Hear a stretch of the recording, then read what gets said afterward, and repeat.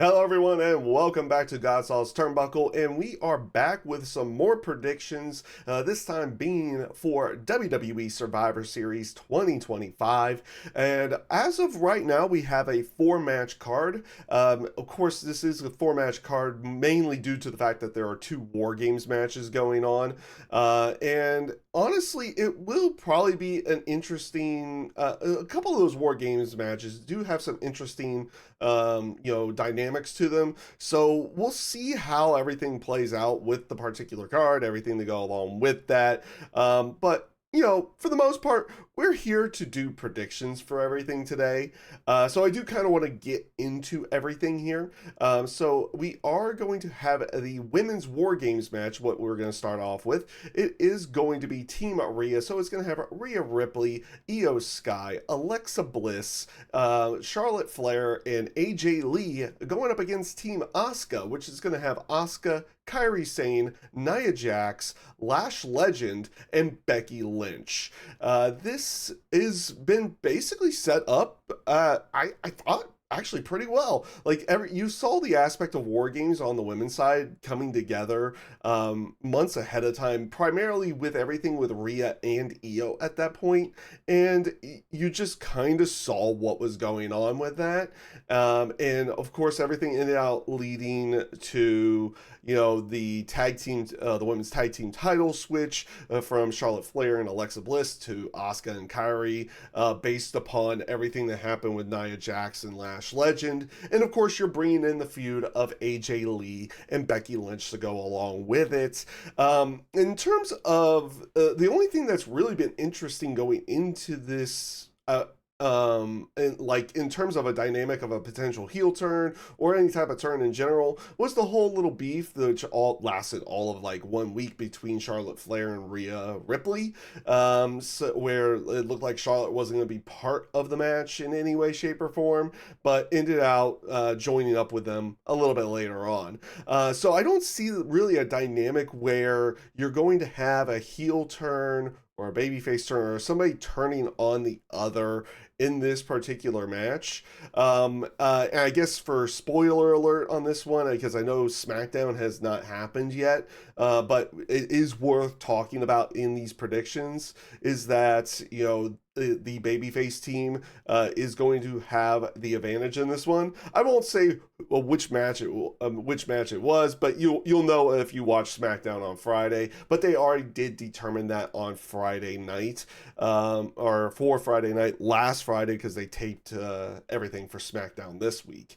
Now, as an aspect of a winner for this match, I do want to go with the babyface team on this one. I do feel like Team Rhea is going to end up winning this particular match. It can further along other storylines that are definitely going on here. Obviously, the storyline between Io and Rhea going up against Kairi and Asuka. You have the feud going on, and this can lead into something with SmackDown side with Nia Jax and Lash Legend teaming up against Charlotte Flair and Alexa Bliss. Maybe there is some like fatal four-way type thing for the tag team titles, or they have a big tables, ladders, and chairs, and you can even throw Lyra and Bailey into that as well. And of course, you probably want to continue on your feud with AJ Lee and Becky Lynch to go along with this, because you do anticipate that they would have a one-on-one match at some point in time, especially since it does look like AJ Lee is going to be back. Maybe not in a full-time capacity, but someone who's going to be there more often than just the one-off that maybe some people were expecting with WrestlePalooza or anything like that. But I'm going to go with the babyface team on this particular match. And up next is going to be for the Women's World Championship is going to be Stephanie Vaquer going up against Nikki Bella. This obviously has been set up based upon everything that has been going on between Stephanie Vaquer and Nikki Bella, where Nikki Bella did come back and befriended Stephanie Vaquer, but eventually did betray Stephanie after a match with, I believe it was Raquel Rodriguez, in defending the women's world title at that time. And, honestly, it hasn't been a bad storyline. I guess for most people, it's kind of one of those things you saw it a mile away because the way that they set up Stephanie Vaquer and Nikki Bella is like, oh, they're best friends. They're best friends. Like they've barely known each other for like 2 months, and now they're best friends. Something doesn't seem right there. And then, of course, it did eventually lead to Nikki Bella betraying Stephanie Vaquer by hitting her in the face with the women's world title, and everything is setting up into this particular match. Now, there is probably a case to be made out there to put that title on Nikki Bella, though it is a case that I think is not something that is something where I think is going to happen right now. There is a possibility that that does happen maybe down the line. I do feel like they're going to have that title on Stephanie Vaquer going into the WrestleMania season. So that is one reason to say, it's like, oh, you could have Nikki Bella win here and then Stephanie gets it back like a month or two later, maybe at the Rumble, something in that side of everything.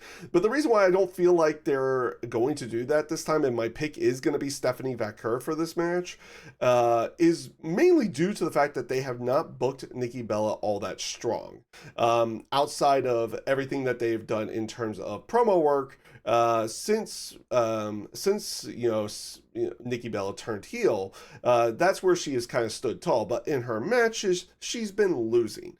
So they haven't really booked her strong in the matches itself. They've booked her strong more in the promo side of everything.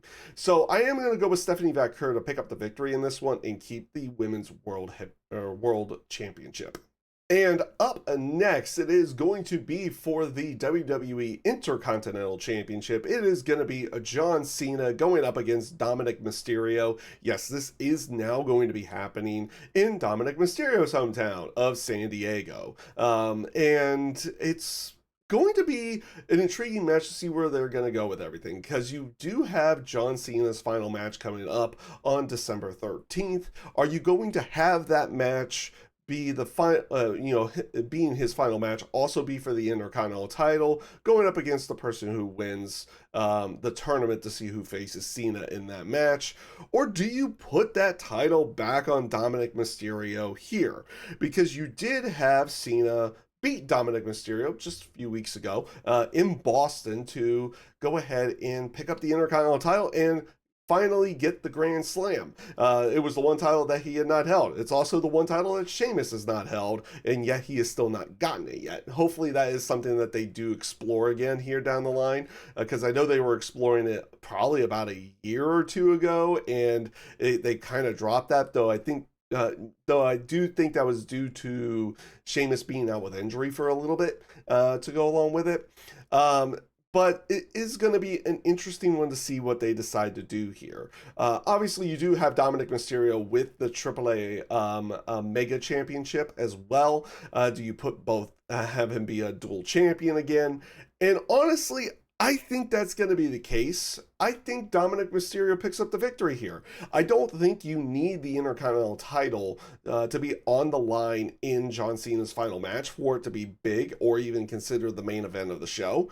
And it's not necessarily a thing that you need to put on that tournament winner as well. I guess it depends on who they actually go with. My assumption is that it's going to be Gunther. I don't think you need to put that Intercontinental title back on Gunther again. Is still a possibility. I could be completely wrong on this one, and that final match is going to be for the Intercontinental title. We'll see how everything works out in the end for that. But I am going to go with Dominik Mysterio to pick up the victory in this one. And up next, and more likely the main event of the night, is going to be the Men's War Games match. It is going to be Team CM Punk, so it is going to be CM Punk, Cody Rhodes, Roman Reigns, and Jay and Jimmy, the Usos, going up against Team Vision, which is of course going to be with Bronson Reed, Braun Breaker, Logan Paul, Drew McIntyre, and Brock Lesnar.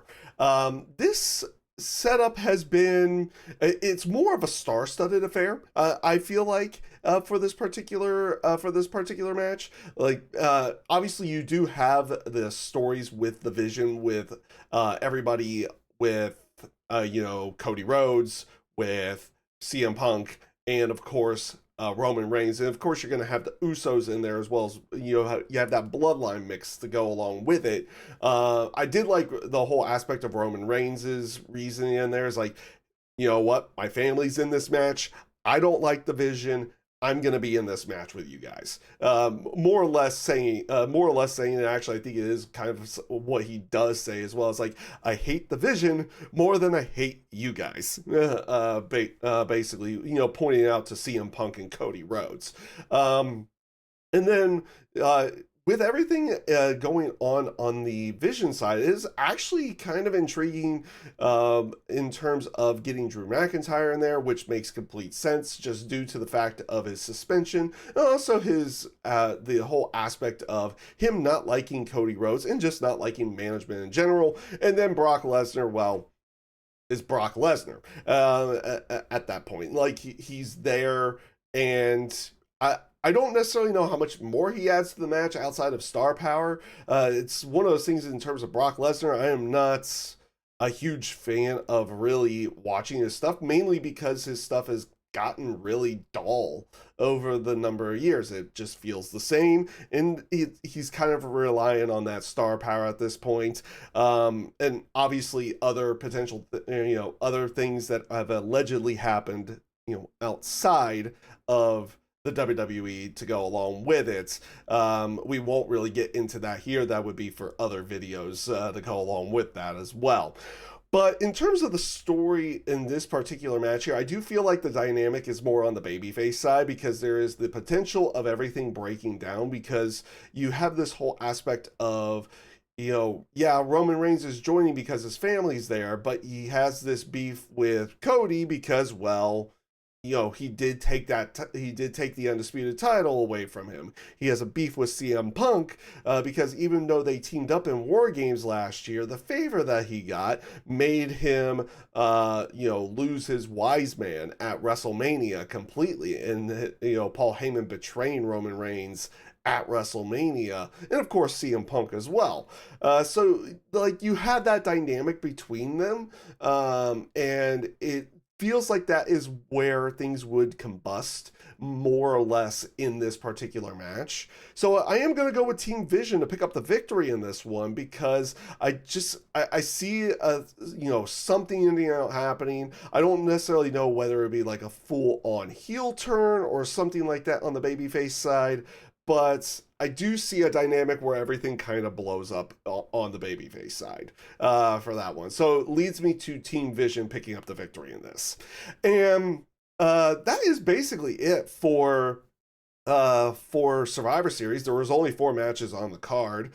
Feel free to leave your own predictions down in the comments below. Also, like the video if you so wish, and subscribe as well. And yeah, we're looking to potentially, I did want to try to do a review for Full Gear. Things ended up not happening where I could do like a full review of it. I do anticipate that I should be able to get a full review out for this, probably within a day or so after the the event happens. It's just I wish I could have done a full review for Full Gear, but I didn't get to watch everything just due to busyness and things going on around me at the time.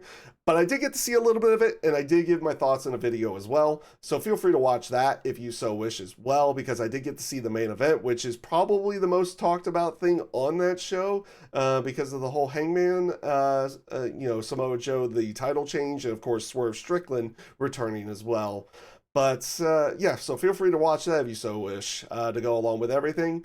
And with that being said, I hope you all take care, stay safe, stay healthy, and have a great rest of your day.